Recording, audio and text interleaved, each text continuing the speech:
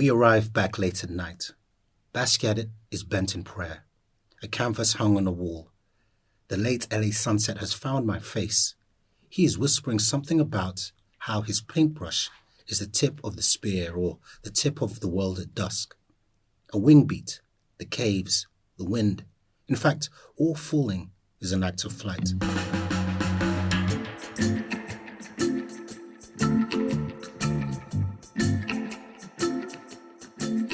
This is Writer's Mosaic in Conversation. The poet Nick Makoha talks to Hannah Lowe about his new collection, The New Carthaginians.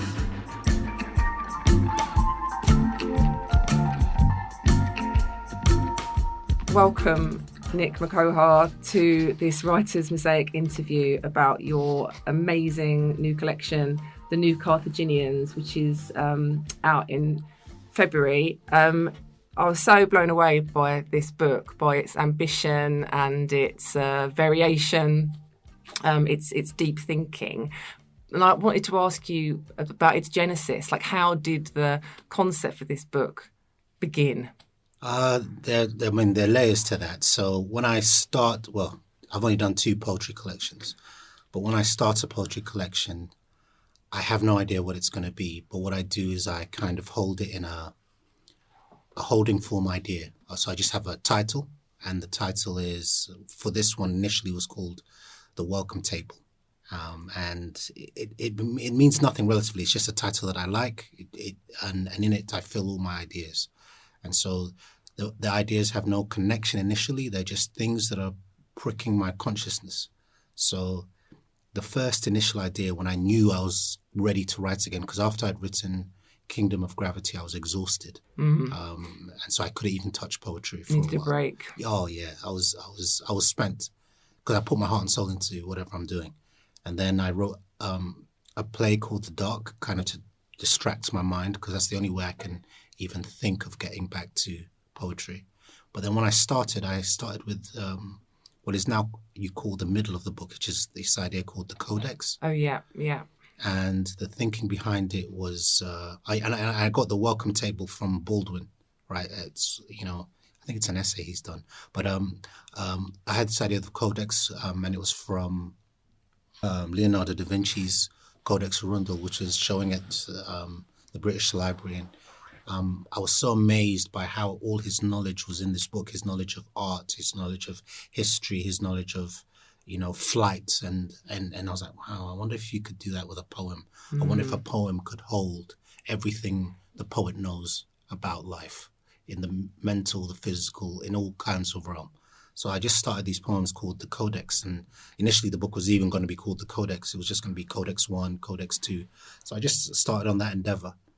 But then at some point I realized what I actually wanted to investigate was a certain period in Ugandan history, which was the Entebbe hijacking Of 1976. Of 1976, which happened over 7 days. And I know I'm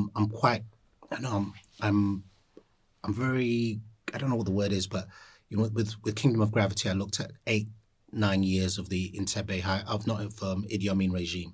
With The Dark, which is how my mum smuggled me out of Uganda, I looked at one specific day. So, and then with this book, The New Carthaginians, I looked at those 7 days. So I'm interested in fractions of time inside of history and what they mean. Yeah, and that same, the Entebbe hijack, it casts a long shadow across this book. It keeps coming. Yeah, and I wanted to look at it in different ways. So I was like, how do I take this idea and tell it in an interesting way, as a way of looking at my own exile, because I had to leave Uganda and become what I am now, a British citizen. And in many ways that formed me, in many ways that formed the poet, because, when I came to the UK, I had 4 languages in me. I had English, Swahili, Samia, and Luganda. But now that I'm here, 3 of those languages, nobody was speaking them to me. My mother was out at work. She was a single mom.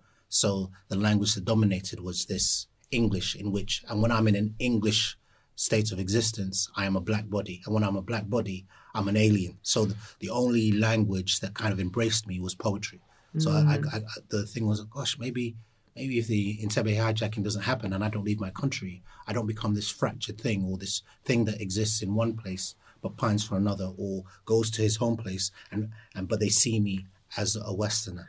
It's so interesting you say that, because the book so delivers that as an idea. There's a real sense of events leading into other events. But what would have happened if these things hadn't happened? Yes. What I wanted to ask you, I'm so curious, is when did Jean-Michel Basquiat enter the writing process, and when did Icarus enter? I was thinking about what's the similarity between these two people. I was thinking Basquiat, a real artist, neo-expressionist, New York scene, 1980s, dies tragically young. Icarus flew too close to the sun. I mean, that's the obvious parallel. Yeah. And I know people will see that, but for me, there were other parallels. So the theme I'm looking at is flight. Right. You know, you can look at Basquiat as he flew too close. He's probably one of the most successful, hugely successful. Yeah, contemporary artists, and he flew too close to the sun or success, and people didn't understand that in one way. You know, Icarus is a version of that. But for me, there are several key instances. I never saw a Basquiat painting until I saw one at the Basquiat retrospective at the Barbican. And I had a very surreal experience in the sun. When I looked at the first Basquiat painting, I burst into tears.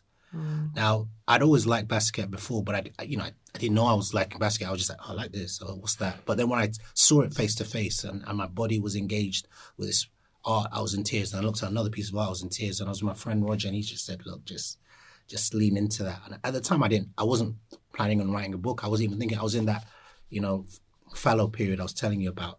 But it was only when I started writing, I remember I was talking to my supervisor and I'd say friend, but also mentor, Dr. Sarah Howe, and I was telling her what my idea was. I want to look at the Entebbe hijacking. I know I need a theme of flight, and I know that Basquiat's going to be there. I don't know why I said that. It just came out as if I was so sure that he was going to be part of the book. I didn't realize he was going to be alive. I didn't realize that there were going to be these ekphrastic poems. I just knew that he was a character I needed on the journey. And then I said I knew I needed someone, and then I chose Icarus through Basquiat because there's a painting called Icarus Esso. I was like, well, he's looking at flight. I'm looking at flight. Let's go. And what I did is I had to understand what this crying was about. And it goes back to what I was saying about the codex, and it also goes back to something that Basquiat said in that in an interview he said, I want to put the whole of history onto the canvas.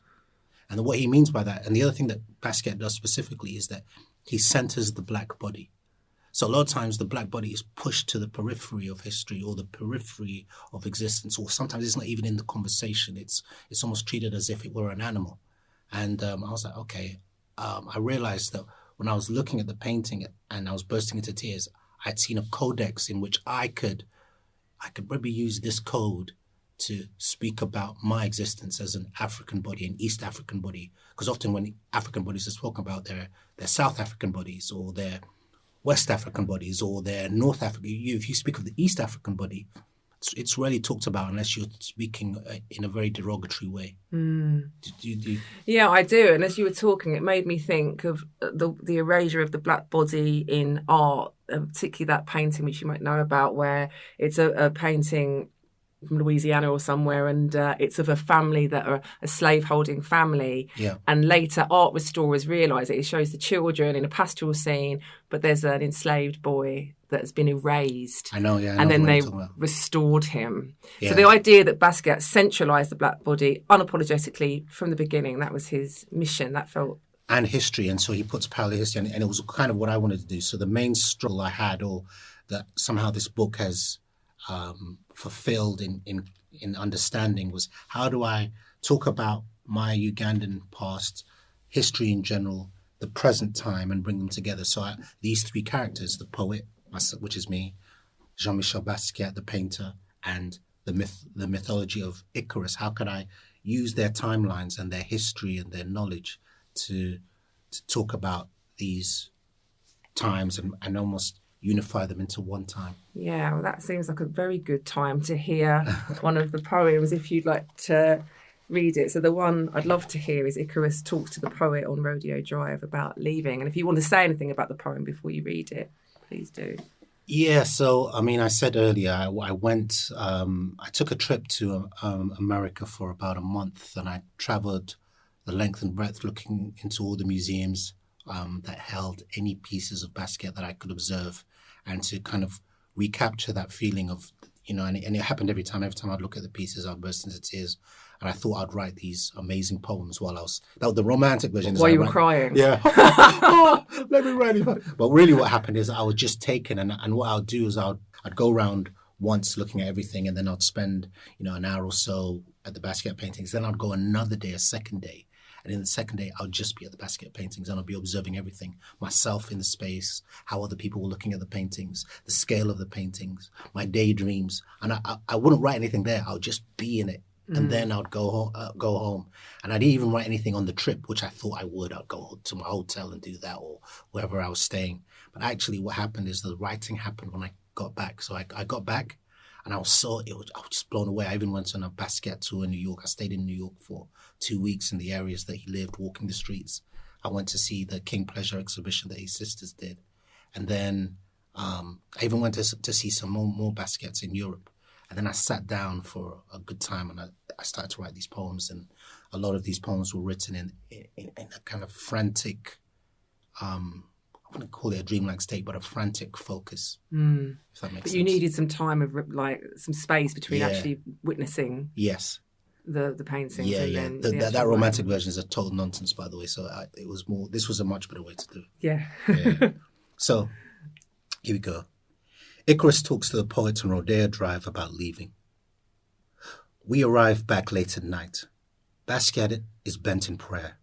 A canvas hung on the wall. The late LA sunset has found my face. He is whispering something about how his paintbrush is the tip of the spear, or the tip of the world at dusk. A wing beat, the caves, the wind. In fact, all falling is an act of flight. Da Vinci knew that, because winged men falling through a membrane of sky was part of Milton's dream. Ovid was an eyewitness. He knew exile was a way of saying, my country is beautiful, or the distance kills me. Above the outskirts of a city, who wants to become a missing thing? To leave this place, you must take something and break it. In the time of myth, I was dead. When I was a boy, I was dead. When I was a parable and a painting, I was dead. Only Basquiat saw me at the edge of the world. I did not turn away when the sky was a window, as it has always been. Oh, thank you. It's such a beautiful poem, and there's a kind of great tenderness there, I think, in your engagement with using Icarus's voice. And I wonder, during the writing process, did your relationship to Basquiat or Icarus shift or change in any way? Did their sort of meanings, the meaning of them to you, develop? I think that's a really good question. I'd say the simple answer is yes. On to the next question. But the conundrum I had is that both of them have a caricature of what their life is. So Basquiat is this genius who lived, it's always the same story told and repeated.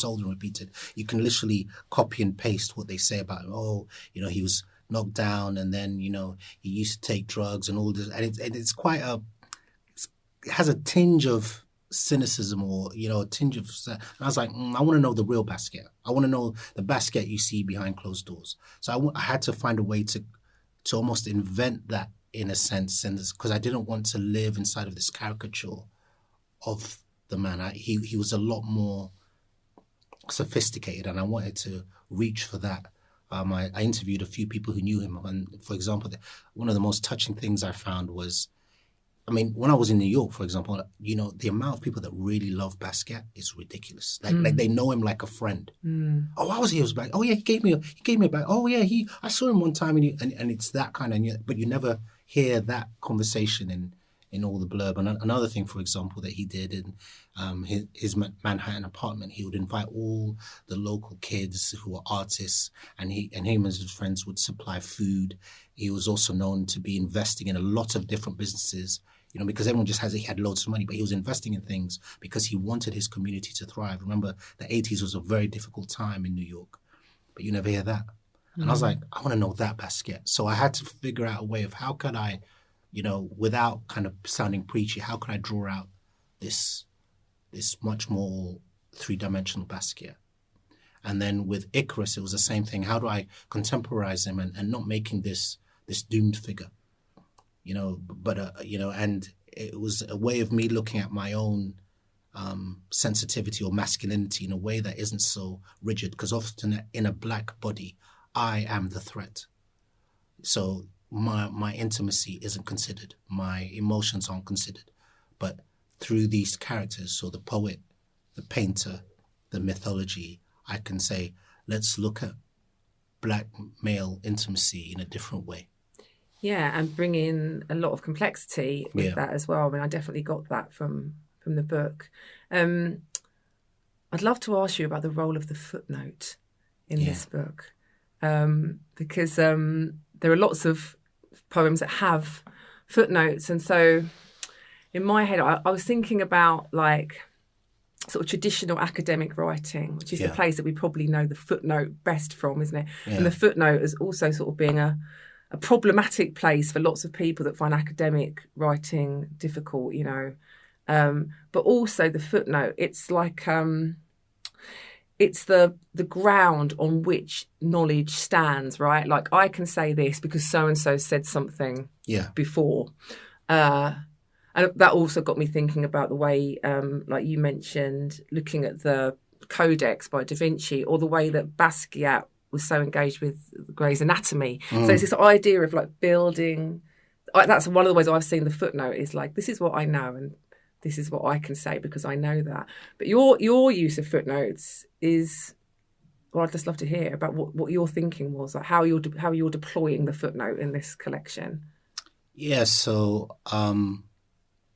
before I step into like my theories around what I was trying to do, what it was, I was trying to learn from Basquiat. So when I was looking at his paintings, I wasn't just admiring them or trying to get that feeling. I was almost using it like a school of knowledge.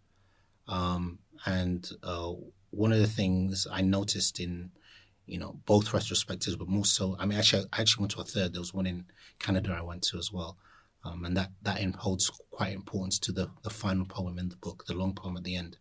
But what I learned from Basquiat is that he worked on things, on paintings several at a time. So he'd make several canvases with his assistants, and he'd go from one painting to the next. The other thing you observe with him is he's really good at doing these series of paintings of diptychs or triptychs. And I was so intrigued by that. And so what I realized, I relate to him as a painter who's trying to write poetry. And I thought, what if I could do the reverse? So what if I could turn the New Carthaginians into one whole painting? That was something I had in mind. I didn't know how I was going to do it, but it was something in my mind. The other thing is, how can I make a diptych? How can I make a triptych? So it was a problem I couldn't solve initially. And then, so I was writing these poems. And the other thing that was there is that you can do that mechanically, but I didn't want it to be a mechanical thing. What I needed them for was to understand the Afro-surreal experience of blackness. So, for example, if you think of George Floyd's death or any crazy experience a black person has to go through, a lot of times when I saw that video on TV, almost as it was happening, what you're seeing is I'm also a black body, and I'm seeing a black man being killed when he's telling the truth. So the world is saying to me that my truth is invalid. So I live in a world where everyone says, you should tell the truth. It'll get you in trouble if you lie. But I know that me telling the truth will kill me. And the world is watching that. And I also know that it will kill me. And the people who did it can get away with it. Yeah. Do you see the Afro-surreal? So I'm living in a world where they say one thing and mean another. And to me, it is fatal. Or to my son or my daughter or my wife who might have to experience it is fatal. So what I realized that as you said, the knowledge is that there's the experience I have to experience on the outside world, which is one side of the footnote. But then there's the other experience, which is what's going on underneath. And I was like, how do I get these parallel thoughts of what the world is saying and what I'm experiencing happening at the same time, so you can actually see me as a whole being, as opposed to your version of me.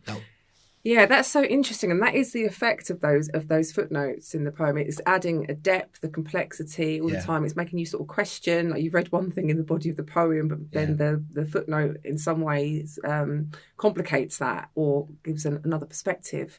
So that was just one part. The other part is this. So the other part was I wanted to create, like I said, these diptychs. So what it is that they're paintings. Some of them are ekphrastic. So there's poem 1 and then there's poem 2. So, and they work as their own. That's what people don't realize. So you can read them separately. Some people are like, I'll read this first, I'll read this second. But if you read them through the footnote tract, it forms a third poem. So you might be looking at 2 paintings, but there are actually 3 paintings there. And then the other thing I told you, I was playing with time. So I wanted to look at, and how a triptych works is it looks at the past, it looks at the present, and it looks at the future, but it pulls it all into one, all time happening at once. And that was the thing. My initial problem was like, how do I talk about my past? How do I bring you into the present of my present existence? But how do I relate that to the whole breadth of history? Yeah, it's amazing, and it is a visually arresting book. I'm always thinking about, because I love music so much, and sometimes I listen to music and I'm so stirred by it. I've often got that question: how can a poem do what this song did to me, like to have the kind of visceral reaction that music can elicit? But I thought with this book, it is visually arresting. It doesn't look like a standard poetry collection. It really, there's a whole load of different sort of techniques that you're using. But I could see in some of those, in the poems that you're referring to, the triptych poems, I could see the visual, the aesthetic element.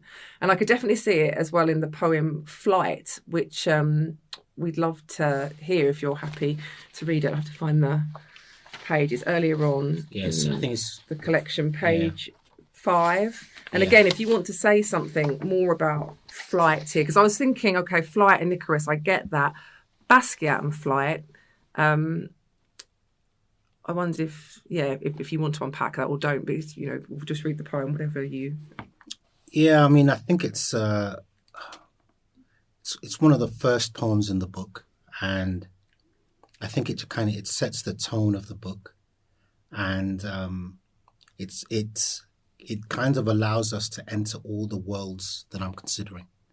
That was it. I mean, not that now I look back, I can say that was its purpose. When I was writing it, I was just like, there were just these vignettes, because what I would do is I would tell myself, I didn't know what I was doing, but it felt like this. I said to my friend, I said, it's that feeling of I'm jumping off Mount Everest. I need to take risk. So it needs to feel like I'm jumping off Mount Everest, but I know I'll land on the ground safely. Your mind is telling you this is not going to work. So everything I was trying was, this is not going to work. And it needed to be that kind of feeling of Icarus jumping off and thinking, what is Dad got me into? This is, and that's what this is. So all of this is me trying to show you all the worlds that I'm trying to engage with, that I in some way fear that you will have no interest in. Are you interested in the Basquiat story? Are you interested in what happened in Uganda? Are you interested in a Ugandan man who was a boy who's in exile? And it was a way of kind of fusing the main theme with all the open narratives. If that makes sense. Drawing all those things together, going into free fall, but I definitely think landing. Yeah. So here we go. Flight. 1. Flight. There are things that can never be the same, like the history of space. 2 a.m. This is the actual moment when Basquiat and I first meet. In the light of that moment, he begins to talk about doing something other than art. Writing, perhaps? I take his coffee and cup it in one hand as he draws a pair of wings on the back of a napkin. Why wings, I ask? Because the body is an imperfect container. 2. Flight. Time is what stops everything happening at once. I remember Icarus, Iverson's 48-point game, The Taste of Sorrow on a Beach.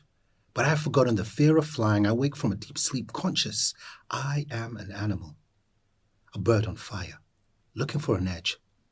For the third time in my life, I am scissoring through darkness. The night is thick with everything coming. Swift is the night. Slow is the dark.